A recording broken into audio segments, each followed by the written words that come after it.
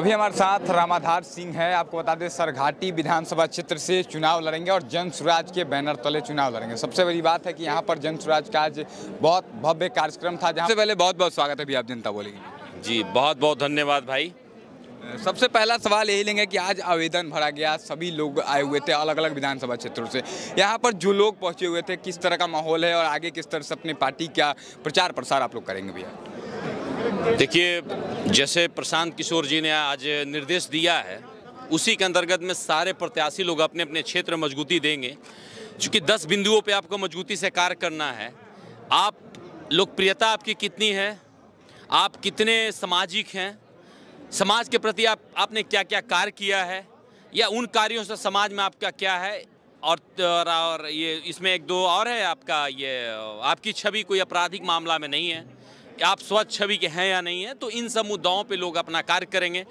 अगर कोई किसी पे झूठा आरोप भी लगा दिया तो उसको खारिज करके अपने आप को साबित करेंगे कि नहीं मैं बेहतर हूँ, हमारे ऊपर गलत आरोप लगाए गए हैं। तो इन सब मुद्दाओं पे लोग मैनेज करके इन सब चीज़ों को चल के काम करेंगे। जी ने आज कहा कि 1 लाख लोगों को, 1 लाख बच्चों को मैं चुनाव से पहले रोजगार दे दूंगा।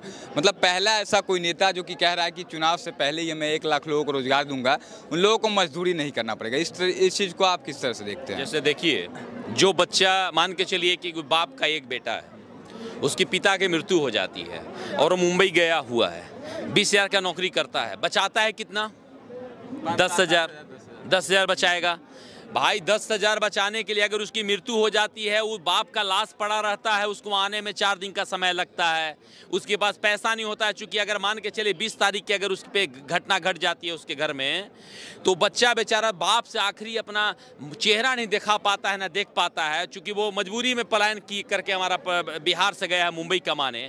तो उस स्थिति में अगर 1 लाख बच्चों को रोजगार अपने बिहार में मिल रहा है, प्रशांत जी ने देने का जो वादा किया है और करेंगे भी, तो उस स्थिति में तो हमारे लिए बहुत सौगात की बात है। हमारे नौजवान भाई को समझें। अच्छा, उन्होंने एक रास्ता बताया, सोशल मीडिया।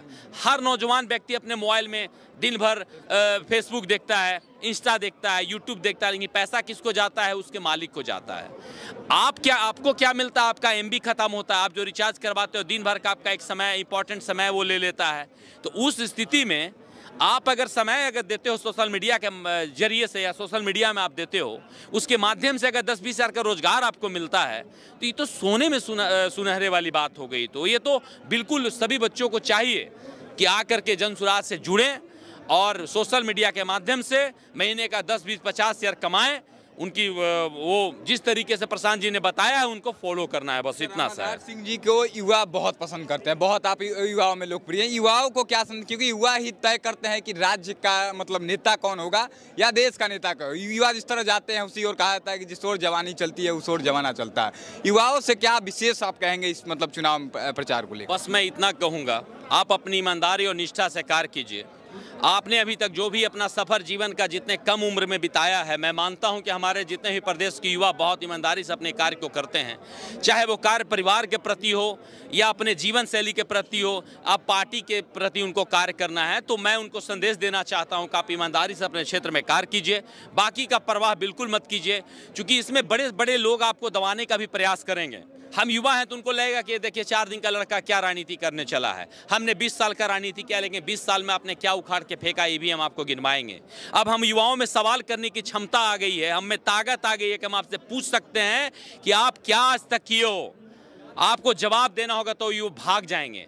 और मैं वहाँ पे खड़ा होकर के अपना प्रतिनिधि मजबूत करूँगा, मैं अपना व्यक्तित्व को मजबूत करूँगा, अपनी छवि को मजबूत करके। एक देखिए कितना सुनहरा अवसर है कि हम जैसा युवा भी अपने आप को एक प्रत्याशी देख रहे हैं। आप किसी पार्टी में, जिसके मान के चलिए तेजस्वी जी हैं तो उनके गॉडफादर लालू प्रसाद यादव जी हैं, चिराग पासवान जी हैं तो उनके गॉडफादर रामविलास पासवान जी हैं। हमारे पिताजी को आप जानते हैं क्या? नहीं जानते हैं? आप मुझे जानते हैं ना? ये जन स्वराज का देन है। मैं आप तक पहुंच गया ना? ये युवा की पावर है। ये युवाओं को समझना होगा कि एक अच्छा आपको मिला है व्यवस्था, एक अच्छा आपको ट्रैक मिला है, इस पे आइए, जुड़िए। एक युवा आप हैं तो आपको यहाँ सम्मान मिलेगा। आपको व्यवस्था मजबूत करनी चाहिए। आप आइए, आपका सम्मान है। अंत में जाते जाते एक और सवाल लेंगे आपसे। अभी भी बहुत सारे लोग ऐसे हैं जो कि जनसुराज के साथ बहुत सारे लोग जुड़े हैं, इस बात को ठुकराया नहीं, लेकिन अंत में जाते जाते एक और सवाल का जवाब दीजिए कि बहुत सारे लोग आज भी जात पात में बटे हुए हैं, पार्टी पॉलिटिक्स में बटे हुए हैं, उन लोगों से खासकर क्या अपील करेंगे, क्योंकि चुनाव बहुत नजदीक आ गया है, 25 में ही चुनाव। यही सब बदलने का वक्त आ गया है। जमाना बदल रहा है, चीज़ें को बदलने की क्षमताएं हम में आ गई है, तो जात पात से उठ के लोगों को मदद करना पड़ेगा। जात पात में उलझा करके बड़े आज तक जितनी भी बड़ी पार्टियां हैं, जात पात में उलझा के रखा है, जाति धर्म उलझा के रख दिया है, छोट नीच ऊंच नीच में उलझा के रख दिया है, दलित अति पिछड़ा में उलझा के रख दिया है। उन सब लोगों को जवाब देना है कि जो भाई जहाँ से सक्षम अच्छा कार्य करता है, अगर हम में बुराइयाँ हैं तो आप मेरा बहिष्कार कीजिए, मेरा विरोध कीजिए, और अगर मेरे में थोड़ा सा भी लगता है कि नहीं ये लड़का आगे जाकर हमारा भविष्य देखिए, कोई नेता किसी का घर का चूल्हा नहीं जला देगा, लेकिन उसके लिए उस दिन खड़ा हो जाएगा जिस दिन उसकी स्थिति लगेगी कि नहीं ये भाई मेरा है, इसको ये मुसीबत में है, इसको थाना में झूठा केस में फंसाया जा रहा है, कचहरी में इसको खींचा जा रहा है, अंचल में एक रसीद के लिए दौड़ाया जा रहा है। उस वक्त मेरा जैसा नौजवान वहां खड़ा होकर आपको बचाने का कार्य करेगा, ये मैं आपको वादा करता हूं। इस भरोसे हम लोगों को चलना पड़ेगा। बहुत बहुत धन्यवाद भैया, समय देने। Thank you. देखिए, रामाधार सिंह थे और आपको बता दें कि सरघाटी से विधानसभा का चुनाव लड़ेंगे और हर युवा चाहता है कि बिहार के विकास में अपना योगदान दे। बाकी आप इनकी बातों से कितना सहमत है, इस बात को जरूर बताइएगा। आप किस पार्टी के समर्थन में रहेंगे 2025 विधानसभा चुनाव में, इस बात को भी बताइएगा। बहुत बहुत धन्यवाद। जय हिंद।